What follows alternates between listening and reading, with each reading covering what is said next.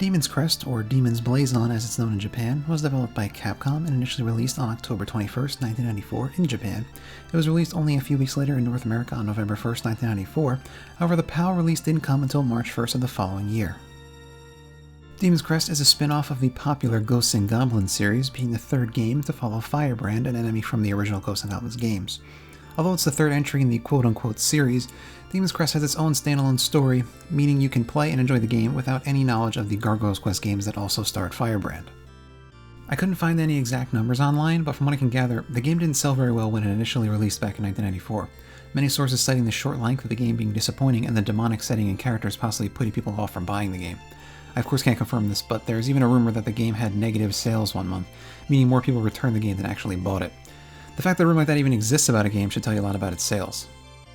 However, nowadays Demon's Crest has become something of a cult classic and, thanks to its low initial sales, a bit of a collector's item as well, often commanding over $100 on sites like eBay. It has also been re-released several times, once on the Wii U Virtual Console, once on the 3DS Virtual Console, and of course it is now playable on the Switch Online service. So how did the game go from having supposed negative sales when it first released to being re-released 3 times and holding a very hefty price tag online? I believe it was due to more people actually giving the game a shot and realizing, much like I did, just how good this game actually is. Hopefully with this review I'll be able to convince a few more people to do just that. I think this intro's dragged on long enough, so without further ado, let's get into it.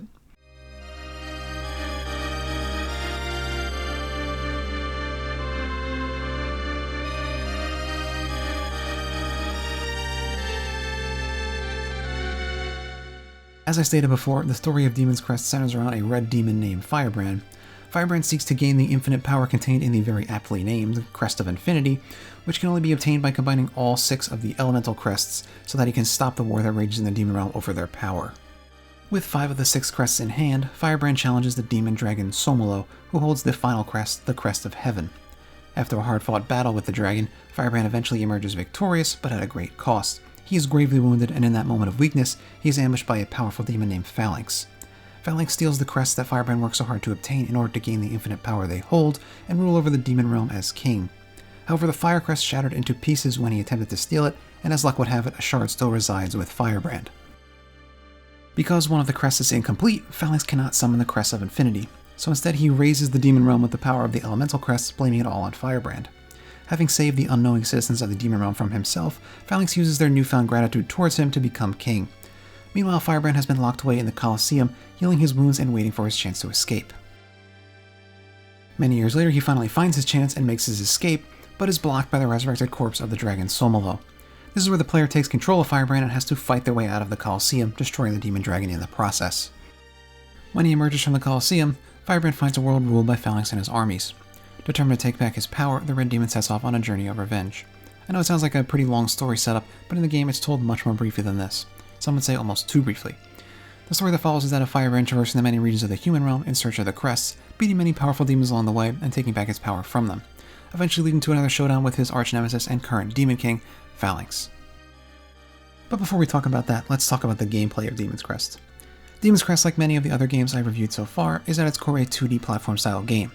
However, there are some light RPG elements thrown in there to mix things up. By equipping the different crests that you collect throughout the game, Firebrand can use a myriad of abilities ranging from his basic fireball to swimming underwater and firing water blasts. There are 2 types of crests you can equip from the pause menu, the various Fire Crest fragments that will only slightly change Firebrand's main fireball attack, and the other elemental crests that completely change Firebrand's appearance and abilities. You can easily switch your crest at any time, so constantly changing to the one that best suits your current situation becomes the norm as you play through the game. I personally really enjoyed this style of gameplay because it allowed for so much variation in the way you progress through levels, and I also found having the ability to completely change your character's abilities at any time really fun and interesting. I see a lot of people make a comparison to one of Capcom's other series, Mega Man, when talking about the RPG elements of Demon's Crest, and I think that's a really good comparison. In many of the Mega Man games, once you defeat a boss, you gain that boss's main ability to use for the rest of the game, much like the crests of Demon's Crest. They're both made by Capcom, so this style of gameplay was most likely adopted on purpose, and I think it works really well here as well. One of the major differences to the way that Mega Man plays, in my opinion, is the ability to fly that Firebrand possesses in many of his forms. Out of the 5 Fire Crest shards and 5 other elemental crests you can collect, only 2 lack the ability to hover or fly. So seeing as flight is such a big factor in this game, it stands to reason that there would be a lot of verticality in its levels, which of course there is. There aren't many 2D platformers that allow you to fly as freely as Demon's Crest does, and I really enjoyed that about the game. Most of the forms also have the ability to perform a wall cling and wall jump, another feature similar to that of the Mega Man franchise. However, in this case, it was probably Mega Man that copied Firebrand. Mega Man X, a game that came out the same year as Demon's Crest, was the first game in the series to include a wall slide and wall kick into its game, and possibly took inspiration from the Gargoyles Quest series, which has been using a wall jump since the beginning. It's such a cool and satisfying way to get around a level, so I'm really happy Capcom kept true to this series with Demon's Crest. I'm not going to go over every ability of every form that Firebrand has because that would just take too much time, but for the most part we see a pattern across all forms of a projectile attack paired with some sort of movement ability. Of course there are exceptions, but that's all you really need to know. Moving on to level design, we have the classic 2D platformer pattern of make your way to the end of the level, defeating enemies and clearing obstacles along the way. But in this case there are usually multiple paths that the player can take to clear any certain level, each leading to its own boss. So if you want to 100% the game, you're going to have to go back into the same level multiple times. Honestly, this wasn't that big of a deal to me because the paths are all different, and Demon's Crest levels are usually pretty short. Also, there are other items such as spell veil and potion bottles and stat modifier talismans that are hidden within each level, so going back and playing through them again gives you another opportunity to pick up some of the stuff you might have missed on the first try. These items are also required for 100%, so if you see one, be sure to pick it up. There are also certain portions of some levels that are only accessible once you obtain a specific crest, so in those cases, you're going to have to revisit the level as well. I'm usually not a very strong proponent of replaying content, but I found it to be pretty painless in this case. One thing I found really cool about this game was the overworld. You fly around freely as Firebrand and swoop down into the level you want to visit to enter it. It really took me by surprise the first time I saw it because it's not really something you see done on an SNES. There have been some hidden areas that aren't marked like the normal levels that you can only find by experimenting on the overworld map. If I'm being honest, the levels of Demon's Crest were of course fun, but weren't all that difficult. They seemed more geared towards exploration than challenging puzzles or difficult enemies, which is fine because the bulk of the difficulty here comes from the boss fights at the end of each level. In my opinion, the bosses really stole the show here, so let's move on to them. As I said earlier when talking about the story, Demon's Crest starts out with a boss fight, and I think that really set the tone for the whole game. Rather than have you spend a ton of time making it through each level, I think Capcom wanted you to hurry up and make it to the fun bosses they had waiting for you at the end of the level. My favorite part of Demon's Crest were definitely the bosses, so I would tend to agree with this decision. There were a few refights, but for the most part, each boss has its own unique tactics and abilities. Coming from just having beat Super Mario World, a game where the boss fights definitely were not the center of attention, so playing this game really made me appreciate how much I love good boss fights. Now as you'd expect, the earlier bosses are relatively easy, but the more you play, the harder and harder they get. Capcom really did a great job with the difficulty scaling here. The last two bosses of the 100% run in particular were extremely difficult to beat, and that's why I definitely recommend that anyone who is looking for a longer experience or more difficulty take the time to collect all the items along the way. This is probably a good time to mention that there are 3 endings to Demon's Crest. The one you get after beating the final boss depending on how much completion percent you have at the time. It can be really easy to accidentally start the last boss fight, so if you want to see everything, be extra careful. I was playing on Switch, so I used the suspend point feature to see each ending, without having to restart the whole game or deal with passwords. Yeah, the game does use passwords instead of save files, but honestly it's short enough so that you'll probably only need to use this a few times if you're not on Switch.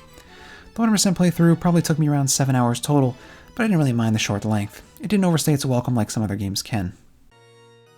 One thing that I saw constantly being praised when reading other reviews of Demon's Crest online were the macabre-style visuals, and I have to agree they really did make you feel like you were in a world ruled by demons. Personally, the spooky aesthetic isn't my cup of tea, but I can definitely say that this game looks great. I especially enjoy the character designs for a lot of the enemies, and of course the main character, Firebrand.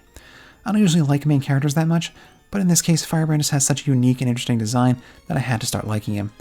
The bosses also have some great designs like General Arma or Somlo the Dragon. The sprites are just so lifelike and nice to look at, and I can really appreciate the amount of work that had to go into making them look as good as they do. Moving on to the place I personally think Demon's Crest falls the shortest, music. The game features mostly cathedral-style organ music, which I enjoy, but it can start to feel a little samey as you play through the game. All the songs started to blend together, not really having any particular one stick out to me. Usually when I play a game with a soundtrack I enjoy, I can go back and pick out a few songs that really stuck in my head, but sadly not in this case. The songs certainly fit the dark theme of Demon's Crest, I just wish there was a little more variety in the instruments and composition. Not the worst soundtrack out there by any means, just not one to write home about in my opinion. It's more about the gameplay with Demon's Crest, and there's definitely nothing wrong with that, because Capcom has really made one great game here. That pretty much wraps things up for this review. I hope you enjoyed the video, and hopefully I was able to convince even one person to give Demon's Crest a try. It really is such a great game, and I can't recommend it enough. I make videos every week, mostly retro game content like this, so if you're interested, consider subscribing, and I'll see you next week. Thanks for watching, everybody. Hack out.